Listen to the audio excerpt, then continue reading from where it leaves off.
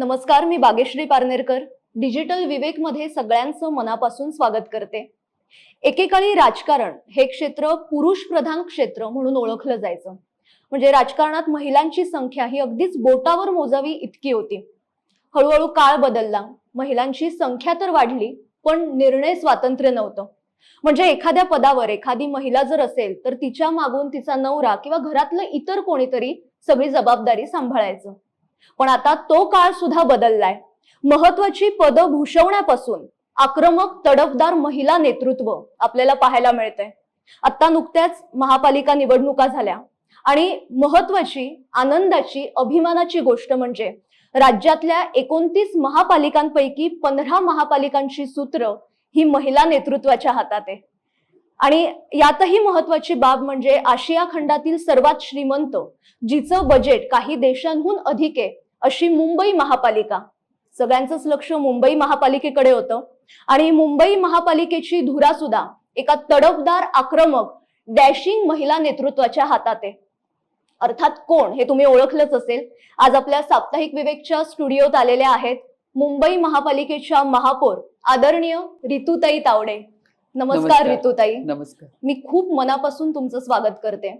आणि जेव्हापासून चर्चा सुरू होती की मुंबई महापालिकेची सूत्र कोणाच्या हातात जाणार, महापौर कोण होणार, सगळ्यांचं लक्ष होतं. तुमचं नाव आलं आणि तुमचा जो एक आक्रमक तडफदारपणा आहे ना, तो बघून सगळ्यांनाच एक खात्री पटली की नाही, मुंबईची सूत्र बरोबर व्यक्तीच्या हातात गेली आहेत. आणि खूप दिवसांपासूनची इच्छा होती की तुमच्याशी चर्चा करायची आहे. आपल्याला बाकी सगळ्या गोष्टींवर बोलायचंच आहे, पण तुमची जन्मभूमी कोकण, कर्मभूमी मुंबई, घाटकोपर. तर राजकारणात यायच्या आधीच्या रितुताई कशा होत्या आणि राजकारणात यावं हे कसं ठरलं? माझं माहेर चेंबूर, सुभाषनगर. आणि आम्ही 5 बहिणी, 1 भाऊ. वडील माझे रेल्वेची कामं, सगळी धरणांची कामं त्यावेळी, म्हणजे ते सोमवारी जाऊन शनिवारी यायचे घरी. आईच्या हातामध्ये आम्ही सगळे. आई माझी कडक होती फार, कारण 5-5 मुलींना आणि नंतर सगळंच, म्हणजे इतका सगळा व्याप होता तिच्याकडे. तर त्यामुळे सर्वात लहान मी आणि माझ्यानंतर माझा भाऊ. तर माझे लाड तसेही झालेत. काम माझ्या वाट्याला फार कमी यायचं, कारण 4 जणी होत्या. आई स्वतःच सांगायची तिला काही देऊ नका, ती लहान आहे. त्यामुळे शेंडेफळ. त्यामुळे तशी घरातली कामं मला काही करता आली नाही. मग मी जास्त बाहेर, मी कुठे स्पोर्ट्समध्ये. मी स्पोर्ट्समध्ये खूप खूप खेळायची. मला खूप आवड होती स्पोर्ट्सची. आणि आज मी सकाळी सायकलिंग करून आली. म्हणजे सकाळी माझी आणि सायकल कॉलनीमध्ये कायम मी ह्या गल्लीतून त्या गल्लीतून कशावरती, तर सायकलवरती. आईकडचं नाव माझं ज्योती, पण मला पूर्ण कॉलनी जॉय म्हणून ओळखायचे. म्हणजे माझं एवढं, म्हणजे मी बाहेर. आणि चांगलं बालपण, एक वेगळंच वातावरण होतं माझं माझ्या माहेरी. आणि वडील प्रगल्भ आम्ही संपूर्ण विचाराचे. असं काही मुलींनी असंच राहिलं पाहिजे असे काही वडिलांचे माझ्या विचार नव्हते. त्यांना एकच होतं की तुम्ही अगदी पुढे जा, धडाडीने पुढे जा, घाबरायचं नाही अजिबात, असं वडिलांचे माझे खूप स्ट्रॉंग विचार. आणि सगळा घरचा पाठिंबा होता. एक पहिल्यापासूनच माझ्यामध्ये काम करण्याची वृत्ती होती.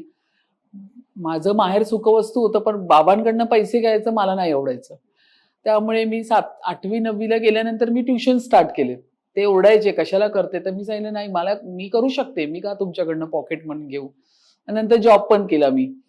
मग मी आचार्य कॉलेजमध्ये असताना जॉब करून मग कॉलेजला जायचे. म्हणजे पहिल्यापासूनच ही माझी प्रवृत्ती होती, स्वतःच्या पायावर उभं राहायचं. आपल्यामध्ये आहे ना धमक, मग आपण कशाला थांबायचं, असे माझे विचार होते. आणि मग हे करता करता ही माझं, म्हणजे अशा पद्धतीने बालपण. आणि नंतर लग्न झालं तर मिस्टर पण सपोर्टिव्ह मिळाले.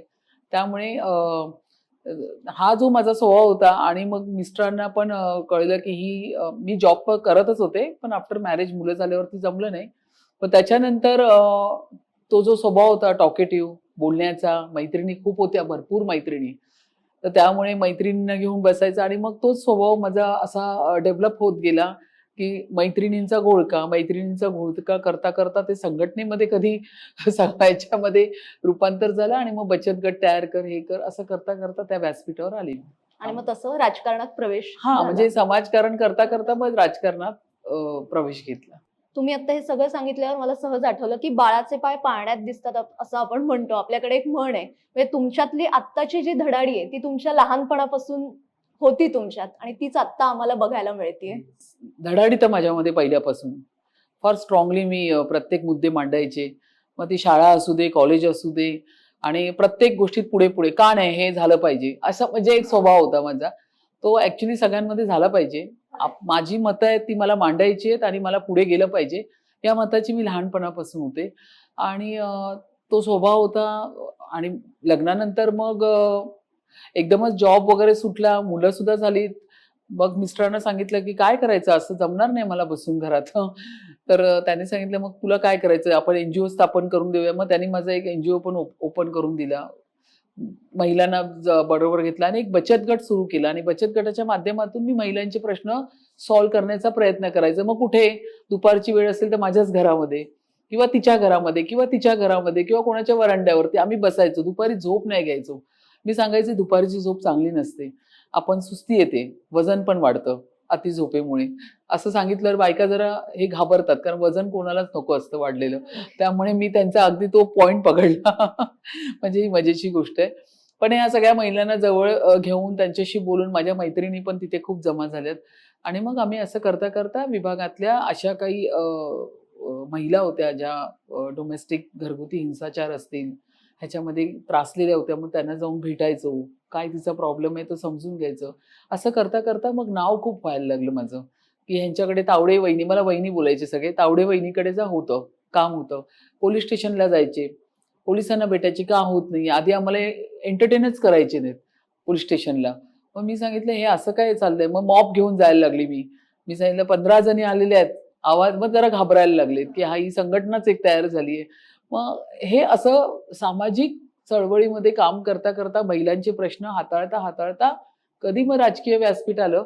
आणि मग त्या माध्यमातून मलाही त्या क्षणी असं वाटलं की आपण जर राजकीय व्यासपीठ घेऊन जर लोकप्रतिनिधी म्हणून आपण लोकांच्या समोर गेले तर अधिक आपले प्रश्न जास्त पद्धतीने सॉल्व्ह होतील. पोलीस स्टेशन असू दे किंवा महिलांचे काही प्रॉब्लेम्स असू दे, त्या अनुषंगाने मग राजकारणामध्ये पुढे गेले. आणि राजकारणात आज तुमच्यासारख्या महिलांची खरंच खूप गरज आहे. आणि आतापर्यंत तुम्ही वेगवेगळ्या जबाबदाऱ्या सांभाळलेल्याच आहेत. बाकी पदं वेगळी असतात, पण महापौर पद जेव्हा तुमच्याकडे आलं, आता तुम्हाला काय बदल वाटतो? मला असं वाटतं महापौर पद हे फार मोठं सन्मानाचं मानाचं पद आहे आणि ह्याचा मला फार अभिमान आहे.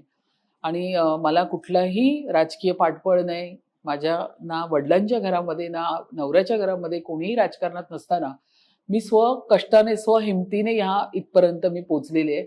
त्याचा मला खूप सार्थ अभिमान वाटतो. पण ह्या पूर्ण प्रोसेसमध्ये माझ्या माहेरची पण मला साथ होती आणि माझ्या सासरची पण, माझ्या मिस्टरांची पण मला साथ होती. पण कणखर हे असलं पाहिजे महिलांनी. तू आता ज्यावेळी मी अगदी सर्वसाधारण महिला गृहिणी होती तेव्हाही मी काम करत होते. मग मी सोशल वर्क म्हणजे सामाजिक क्षेत्रामध्ये आले तेव्हाही काम करत होते. मग मी राजकीय प्लॅटफॉर्मवरती पहिल्यांदा नगरसेविका झाले तेव्हा मी अजून अधिक जोमाने काम करायला लागले. आता तर महापौर म्हटल्यावरती फार मोठं पद आहे. त्यामुळे आज आपलं तर सगळ्याच म्हणजे मी जर एखादी जॉईंट मीटिंग लावायची म्हटली माझ्या दालनामध्ये तर त्या ठिकाणी सगळेच मोठे मोठे अधिकारी येऊन बसतात. तर त्यामुळे मला अधिक ताकद मिळाली अजून महिलांसाठी, मुलांसाठी, लोकांसाठी काम करण्याचं. तर हे पद माझ्यासाठी फार महत्वाचं आहे. आणि तुम्ही जसं म्हणालात की बॅकग्राऊंड नव्हतं, त्यामुळे शून्यातून आपण जेव्हा सुरुवात करतो तेव्हा आपण जे एखादं अचीव्ह करतो तो आनंद काही वेगळाच असतो. आणि आता जर आपण पाहिलं तर 3.5 वर्ष महापालिकेत कोणाचीच सत्ता नव्हती, म्हणजे प्रशासकांच्या मार्फत सगळा कारभार सुरू होता. आता 3.5 वर्षानंतर पुन्हा एकदा हे सगळं सुरू झालंय, तर ती प्रशासनाची घडी बसवताना काही अडचणी येत आहेत का किंवा काही आव्हानं वाटतायत का? 4.5 वर्ष मुंबई महानगरपालिकेचे इलेक्शन्स झाले नाहीत. त्यामुळे वॉर्डला नगरसेवक नव्हते. प्रशासनाचा अगदी बेमालूम असा कारभार चालू होता. किती लोक माझ्याकडे पण येत होते. अधिकाऱ्यांचं मी एक बघितलं, नगरसेवक आले तर ते त्यांना करावंच लागतं काम. पण नगरसेवक नसताना पालिकेला मग ते हो मॅडम करतो. आता पूर्व नगरसेविका राहिल्यामुळे माझा तेवढा प्रेझेन्स होता पालिकेमध्ये. त्यामुळे मी माझी कामं करून घेत होते. पण अधिकारी वर्ग तसं आपल्याकडे एखादं पद असेल तर तो एक बघण्याचा दृष्टिकोन त्यांचा वेगळा असतो. असं जर एखादी सामान्य महिला जाऊन त्यांना बोलेल तर तो एक बघण्याचा दृष्टिकोन इन द सेन्स तिचा काम करण्याचा, तिच्यासाठी ते करण्याचा दृष्टिकोन वेगळा असतो. तर त्यामुळे आता ह्या महानगरपालिकेमध्ये कॉर्पोरेशन आल्यानंतर आता अधिकाऱ्यांनाही कळालेलं आहे की आता आपल्याला काम केलंच पाहिजे, कारण आपलं कॉर्पोरेशन बसलेलं आहे, त्या ठिकाणी महासभा होतात आहे, ॲडिशनल कमिशनरला आयुक्तांना त्या ठिकाणी यावं लागतं, 227 नगरसेवक समोर बसलेले आहेत, त्यांच्या सगळ्या प्रश्नांची उत्तरं त्यांना द्यावी लागतात आहे.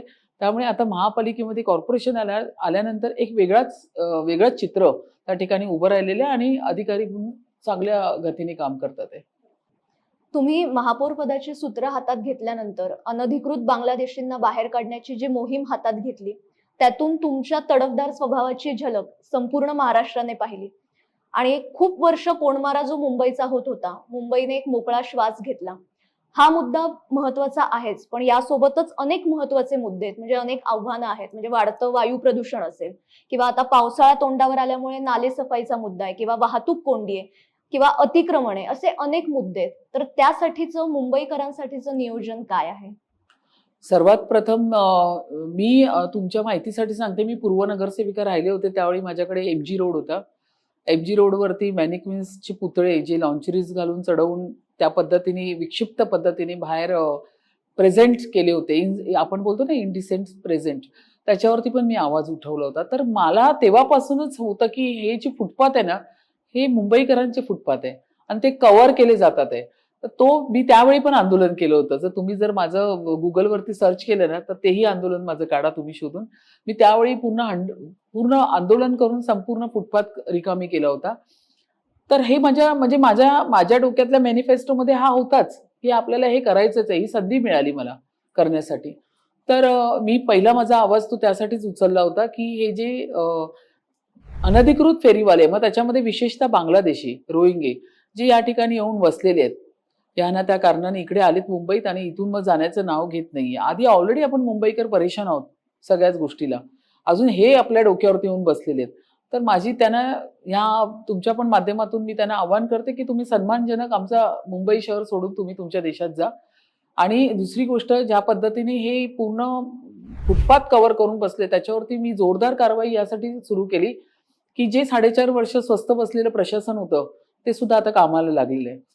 जर तुम्ही लक्षात घेतलं, लोकप्रतिनिधी प्रशासन या वेगाने जर काम करायला सुरुवात केली, तर अशा पद्धतीची जी म्हणजे मानसिकता केलेली व्यक्ती तिथे बसलेले असतात त्यांच्यावरती एक प्रकारचा आळा येतो. आम्ही व्हिजिट केल्यानंतर आयुक्त सुद्धा आलेत, त्यांनीही व्हिजिट केली. आज तुम्ही बघताय मग दादरचे फुटपाथ असतील, सगळे फुटपाथ 1-2 दिवसासाठी नाही, आज तागायत सगळे फ्री आहेत आणि लोकांना पूर्वीची मुंबई दिसायला लागली. त्यामुळेच मुंबईकरांना हे नवीन होतं, अशा पद्धतीची मुंबई बघणं. पण बाकीच्या मुद्द्याविषयी काय सांगाल? बाकीच्या मुद्द्याविषयी म्हणजे आम्ही नालेसफाई त्याची पूर्व बैठक घेतली. मी स्वतः माझ्या वॉर्डमध्ये सोमया नाला फार मोठा आहे, त्याचं भूमिपूजन करून घेतलंय. सगळ्या म्हणजे आम्ही मग नालेसफाई असेल, पावसाळ्यापूर्वीची पाणी टंचाई असेल, त्याची आम्ही रिव्ह्यू मीटिंग्स घेतोय. मग त्या मुलींचे जे वॅक्सिनेशन्स ते राहिले होते ते मी कंप्लीट करून घेतले. मुलींना वॅक्सिनेशन देण्याचं काम सुरू केलं. महानगरपालिकेचा कारभार हा पारदर्शक असावा म्हणून जेम पोर्टलवरती आपण मुलांच्या सगळ्या वस्तू त्या ठिकाणी जेम पोर्टलवरती आपण आणल्यात. म्हणजे असे बरेच विषय. मग मुंबईचे जे प्रायव्हेट लेआउटमधले रस्ते असतील, ओपन स्पेस असतील, त्यांना आपण आपल्या महानगरपालिकेच्या निधीतून ते आपण डेव्हलप करण्यासाठी आपण पुढाकार घेतोय. हे जे आता कालच कोर्टाचा ऑर्डर आला, आपल्या बाजूने आलं. आज आपल्या ज्या मतपेट्या होत्या त्याचं काउंटिंग आहे. टाउन वेंडिंग कमिटी तयार होणार आहे. त्यानंतर मुंबईचे Hawking zones, non Hawking zones तयार होणार आहे. असे कन्स्ट्रक्टिव्ह डिसिजन जे पडून राहिले होते इतके वर्षानुवर्ष, त्याच्यावरती कोण काय करतच नव्हतं.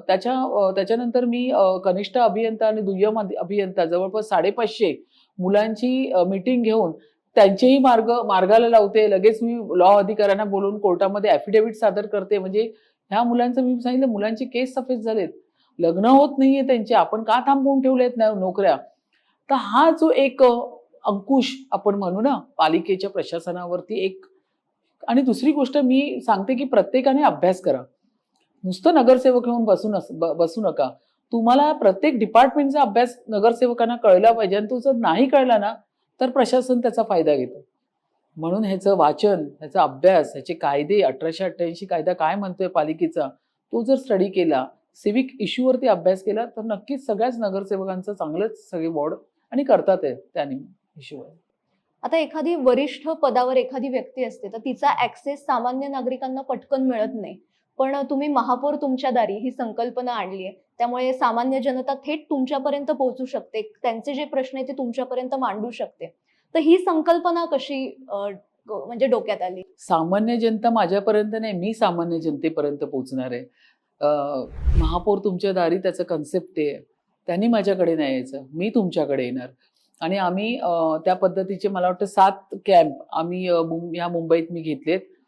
पूर्ण तहसील ऑफिस असेल, कलेक्टर ऑफिस असेल, मुंबई महानगर असेल, राज्य शासनाचे काही विषय 15-16 आम्ही काउंटर्स लावले आहेत. मग त्या ठिकाणी तुम्हाला रहिवाशी दाखला मिळतोय, सगळे दाखले मिळतात आहे.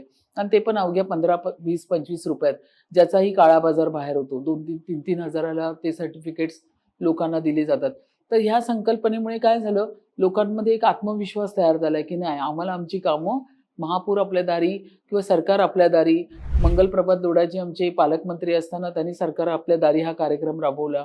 आता आम्ही हा कार्यक्रम राबवतोय. तर लोकांच्या सुविधेसाठी आणि लोकांच्या सेवेसाठी आम्ही या ठिकाणी आलेलो आहेत. तर आम्ही ही अशी कार्यक्रम राबवतोय. पुढच्या 5 वर्षातली तुमच्या स्वप्नातली मुंबई कशी असेल, कशी असावी? मला एक सांगू, मला ग्रीनरी खूप आवडते. मला जितकी होईल तेवढी मुंबईकरांनी झाडं लावा.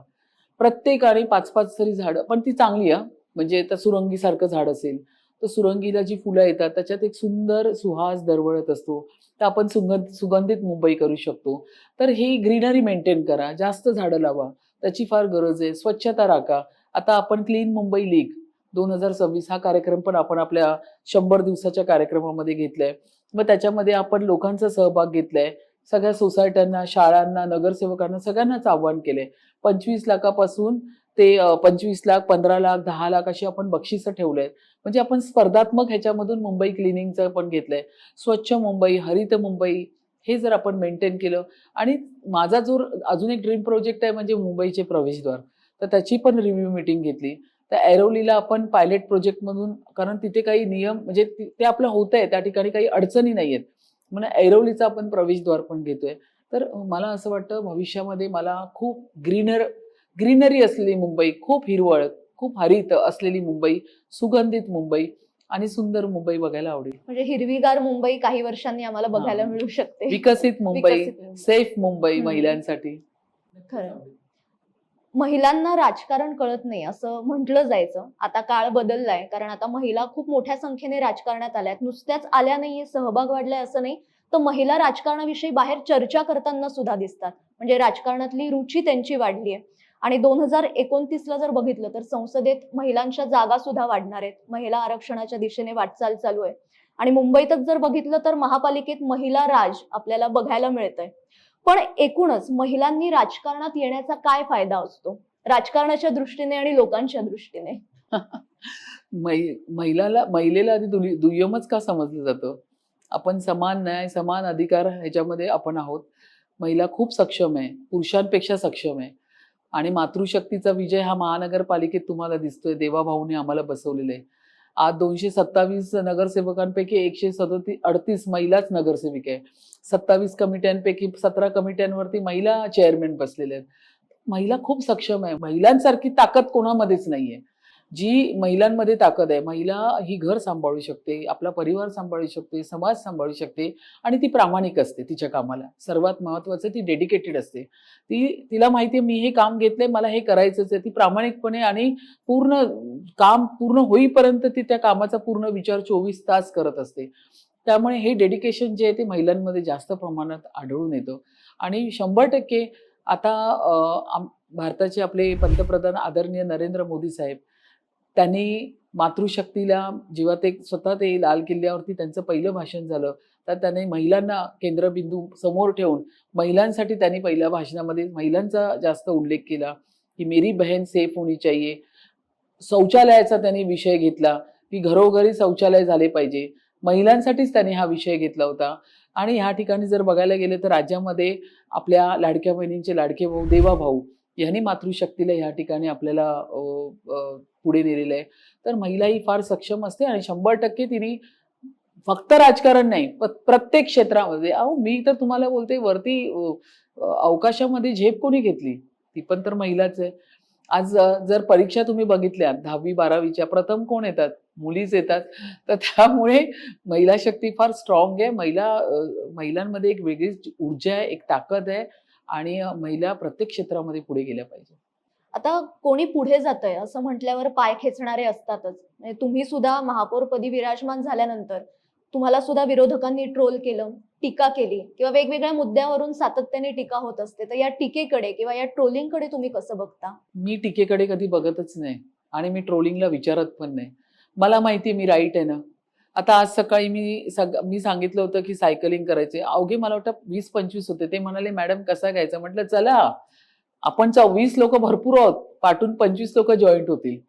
त्यामुळे टीका काय होते, मला वाटतं आपण राईट आहोत. आपण चांगले डिसिजन घेतोय आणि त्याच्यामध्ये टीका-टिप्पणी होतच राहणार आणि ती झाली पण पाहिजे. ती आपल्याला बोलतात ना, चांगल्यामध्ये तुम्हाला चांगलं काम करत असताना लोकं ती नावं ठेवतच राहणार. तर मी या ट्रोलिंगकडे किंवा टीकेकडे मी कधीच बघत नाही. मला माहिती आहे मी चांगलं काम करते, मी पुढे बघूनच काम करते. पण आणि प्रत्येकाचा विचार केला तर काम करताच येणार नाही. शक्यच नाही काम करता येणार आणि कुठे वेळ आहे तेवढा. आपल्याला हे काम करायचं आणि वेळ नाहीये तितका. समोर आता ह्या कार्यक्रमानंतर माझा पुढचा कार्यक्रम आहे. मी तुमचा कार्यक्रम झाल्यावरती पुढच्या कार्यक्रमाचा विचार करते. त्यामुळे मागे माझ्या काय चाललंय पाठीच्या, तिथे मला वेळ नाहीये द्यायला. आणि आत्ताचं तुमचं शेड्यूल असं आहे की 24 तास पायाला भिंगरी लावल्यासारखं तुम्हाला बाहेर जावं लागतं. मग आता घर आहे, मुलं आहेत. या सगळ्यामध्ये तुम्ही स्वतःसाठी कसा वेळ काढता? हाच एक माझ्या मनात फार मोठा क्वेश्चन मार्क असतो, जो मी मनात खेळत असते तो. पण तुमच्या माहितीसाठी सांगते, संपूर्ण स्वयंपाक मी सकाळी करून निघते. अच्छा. माझ्याकडे कूक असली तरी माझ्या फॅमिलीला मी केलेली भाजी, पोळी सगळं इव्हन डाळीला फोडणी पण मीच घालून जाते, कारण मुलांना सवय झाली. तर आणि मलाही जमत नाही, कारण मी नेहमी प्रत्येक वेळा सांगते, जर मी राजकारणात नसली असते तर मी एक चांगलं हॉटेल नक्कीच टाकलं असतं. तर मला कुकिंगची खूप आवड आहे. खूप म्हणजे खूप. आणि माझं नवऱ्याबरोबर भांडण झालं तरी मी जाऊन स्वयंपाकात एक वेगळा पदार्थ तयार करते आणि एकटी खाते. अच्छा. म्हणजे मी अशी आहे, की मला आहे ना, मी जे आहे तेच ते तुम्हाला सांगते. मला ना त्यावेळी माझ्या नवऱ्याला असं जळवायला फार आवडतं, की "बघ तू भांड, मी इथे नवीन पदार्थ तयार केला आणि तुझ्या समोर खाते." तर त्यामुळे काही नाही, स्वयंपाक तर माझं खूप पॅशन आहे. माझ्या घरी गणपती बाप्पा येतात, मी 150 लोकांचा स्वयंपाक एकटी करते. आणि ते मला 15 मिनिटं पुरेसे असतात स्वयंपाकघरामध्ये. मी पूर्ण ताट तयार करते. तर त्यामुळे मला स्वयंपाक करायला फार आवडतं आजही. मला जितकाही वेळ मिळतो, मी घरी जरी गेले, फ्रेश झाले, की मी किचनमध्ये जाते. त्यामुळे कुकिंगची सवय आणि फूड वेगवेगळं मला खायलाही आवडतं. फूडी आहात म्हणजे फूडी आहे तुम्ही. मी. म्हणजे मी तो प्रश्न विचारणारच होते, की राजकारणात नसतं तर कोणत्या क्षेत्रात असतात? त्याचं हो. उत्तर मिळालंय. आणि अनेक जण म्हणतात ना, की स्त्री घराबाहेर पडली, की तिचं घराकडे दुर्लक्ष होतं. तर असं अजिबात नाहीये. याचं उदाहरण म्हणजे ऋतुताई आहेत. आता काही असे छोटेसे प्रश्न आहेत, की रॅपिड फायर किंवा तुम्ही एका शब्दात, एका वाक्यात उत्तरं देऊ शकता. तुमच्या जीवनातला, आयुष्यातला पहिला गुरु कोण? माझी कुळदेवी ही माझं गुरु आहे. आई-वडील आणि माझे सासूबाई. त्यांनी मला खूप सपोर्ट दिला. त्या शिक्षिका होत्या आणि आत्ताच त्या माझ्या सासूबाई गेल्यात. पण त्या मला नेहमी प्रोत्साहन द्यायच्या. मी तुम्हाला बोलले ना, माझं माहेर आणि सासर हे दोघंही प्रगल्भ आहेत. अशी खूप पाठच्या विचारांचे नाही आहेत ते. त्यांना आवडतं मुली पुढे गेलेल्या, घरातला मुलगा पुढे गेलेला आणि प्रोत्साहन खूप देतात. त्यामुळे आई-वडिलांनी तर दिलंच, प्रश्नच नाही. ते माझे आई-वडील आहे. सासूबाईंनी पण खूप दिलं. खूप प्रोत्साहन दिलं. म्हणजे माझं पहिलं इलेक्शन लढवलं त्यावेळी मुलगा माझा 7 वर्षाचा होता. मुलगी 11 वर्षाची होती. त्यामुळे माझे गुरु माझे आई-वडील, माझी सासू. राजकारणामध्ये मला ज्यांनी पुढे घेतलं, ज्यांनी माझ्या कामावरती विश्वास ठेवला ते आमचे देवाभाऊ. त्यांनी खूप म्हणजे विश्वासाने मला ही जबाबदारी पण दिली. माझं काम कोविडमध्ये मी साहेबांना त्यावेळी सांगितलेलं, की साहेब मी खूप खर्च पण केलाय, पण हे काही थांबत नाहीये. लोकांची खूप हाल-अपेष्टा आहे. तर त्यांनी त्यावेळी पण सगळी मदत केली. त्यांनी सगळ्याच कार्यकर्त्यांना मदत केली. पण कोविडमध्ये मी दिवसाला 200, 250, 300 लोकांचं चेकअप करत होते. काही समाज पुढे आलेत, मारवाडी, गुजराती. त्यांनी सांगितलं, की "ये सब लोगों का चेकअप आप कर सकते हो क्या? हम पूरा इन्फ्रास्ट्रक्चर जे ते प्रोव्हाईड आम्ही करायला तयार आहोत." पण कोविडमध्ये कोण कोणाच्या बाजूलाही बसत नव्हतं. मी 200-200 लोकांच्या मध्ये होते. हे सगळं काम पक्षाने बघितलं, देवाभाऊनी पण पाहिलं काम. तर त्यामुळे राजकारणामध्ये ज्यांनी माझ्यावरती विश्वास ठेवला आणि त्यांनी मला आशीर्वाद ठेवला ते आमचे देवाभाऊ. महापौर झाल्यानंतर लक्षात राहिलेली पहिली प्रतिक्रिया कोणाची असेल म्हणजे? पहिली प्रतिक्रिया म्हणजे 2 मुलांची सांगते.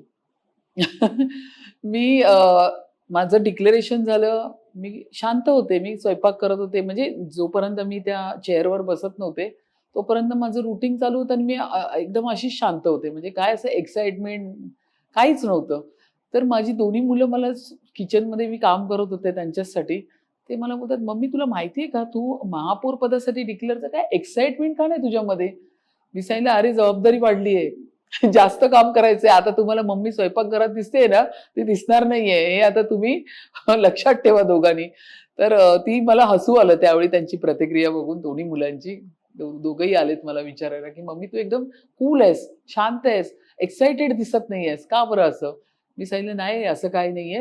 महापौर मोठं पद आहे, अभिमानाचं पद आहे, पण जबाबदारी खूप आहे. आता मला जास्त काम करावं लागणार."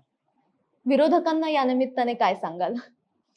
विरोधकांना मी एवढंच सांगेल, माझं घड्याळ, माझी साडी ह्याच्याकडे सतत तुम्ही काय न्यूज लावता ते न करता, आपण सगळ्यांनी मिळून सभागृह पण चांगल्या पद्धतीने चालवूया.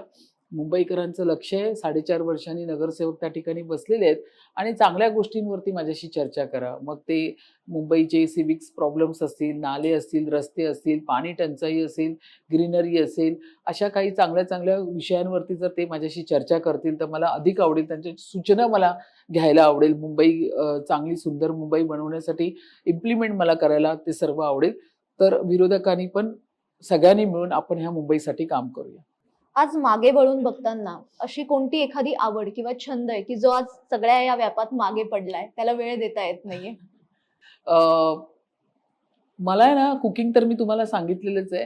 कधी मला मूव्हीज बघायला फार आवडतात. गाणी गायला मला आवाज माझा चांगला नाहीये बिलकुल, पण आवडतं गुणगुणायला.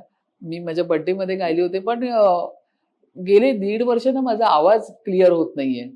मे बी या धावपळीत वेगवेगळ्या ठिकाणी जाते वगैरे हे ते तर तो जरा नीट झाला ना तर थोडंसं आवडेल. एकटीचा गाते, कोणाला माहीत नसतं. मलाच माहिती असतं. नाहीतर उगीच ते पण मला कधीतरी ते आवडतं. मिस्टरांना मी एकच सांगितलं होतं, मला बर्थडे गिफ्ट द्यायची असेल तर ते हे दे, काय ते कराओके सिस्टम. हां, तर तो मिस्टर बोललाय, नवरा माझा बोललाय, "मी देतो तुला." तर ते मला फक्त आणि माझं फक्त त्यानेच ऐकावं, हे मला आवडेल. तो तुमचा मी टाईम. बस माझा आणि त्याचा. त्याचा. बाकी नाही. आणि मी असं ऐकलंय, की तुम्ही खो-खो सुद्धा खेळायच्या. हां, तर खो-खो. मी खेळाडू होते. शाळेमध्ये असताना मी स्टेट लेव्हलपर्यंत खेळले. स्वामी मुक्तानंद मी 1ली ते 7वी BMCच्या स्कूलमध्ये होते. 8वी ते 10वी मी स्वामी मुक्तानंद हायस्कूल. शाळेला मी राणी लक्ष्मीबाई ट्रॉफी पण मिळवून दिली आणि मला फार आनंद झाला. परवाच्या दिवशी शिक्षण समितीचे माझे जे जुने सत्यशीला माने वगैरे, जे माझ्याबरोबर आम्ही कबड्डी, खो-खो खेळायचो ते सगळे मला भेटायला आलेत. तर त्यामुळे खेळाचं तर माझं पिंडच आहे. तर ते मला आवडतंच. आज तुम्ही म्हणजे आता याआधी नगरसेवक होतात, आता महापौर आहात. आपल्या आयुष्यात एक ध्येय असतं, की मला पुढच्या काही वर्षात असं व्हायचंय, तसं व्हायचंय. तर आता पुढचं राजकारणातली ध्येय काय आहेत? मी खूप अपेक्षांच्या मागे नाही धावत. जे माझ्या पुढ्यात आत्ता दिलेलं आहे ना, मी त्याचा विचार करते आणि मी त्या दृष्टीने काम करते. अपेक्षा मी खूप ठेवत नाही आणि मला मागायला पण खूप आवडत नाही. माझं काम बघून मला द्या. मला जी जबाबदारी देणार ती मी करणार. पक्षाच्या संघटनेची दिली तर आता मी महापौर होण्यापूर्वी मी मुंबई महिला मोर्चाची मी संयोजिका होती. त्यामुळे मी ते पण काम करत होते. मग मी नगरसेविका झाले, तर मग पक्षाने सांगितलं, "एक व्यक्ती एक पद आमच्याकडे." तर मग महापौर म्हणून तुम्ही हे मी अपेक्षा कधीच नाही ठेवत. खूप मिळालं तर ठीक आहे, नाहीतर मला संघटनेत पण काम करायला आवडेल. खरंच रितुताई, आज तुमच्याशी बोलून खूप छान वाटलं आणि खूप दिवसांची इच्छा होती, की तुमच्याशी चर्चा करायची आहे, तुमच्याशी गप्पा मारायच्या आहेत. आमचे प्रेक्षक सुद्धा उत्सुक होते आणि खरंच आज तुम्ही इथे स्टुडिओत आलात आणि खरंच खूप छान वाटलं. तुमच्याशी सगळं बोलल्यानंतर मला एक गोष्ट जाणवली, की आपण घरातली स्त्री, भलेही ती गृहिणी असो, संपूर्ण मंत्रिमंडळ तिच्यात सामावलेलं असतं. कारण घराची जबाबदारी ती सांभाळत असते आणि तीच महिला जेव्हा समाजात बाहेर जाते, राजकारणासारख्या क्षेत्रात येते, तर राजकारणासाठी मला वाटतं सर्वसामान्य जनतेसाठी, देशासाठी ते खूप महत्वाचं असतं. आणि आता त्याचं एक उदाहरण म्हणजे तुम्ही आहात आणि तुमच्याकडे बघून, तुमची प्रेरणा घेऊन अनेक जणी येणाऱ्या काळात राजकारणात येतील याची खात्री आहे. आणि खरंच मनापासून धन्यवाद. खूप Thank you. छान वाटलं. Thank you. आजच्या भागात इथेच थांबते, पण अशाच चर्चेसाठी साप्ताहिक विवेकच्या YouTube चॅनलला आजच सबस्क्राईब करा. धन्यवाद.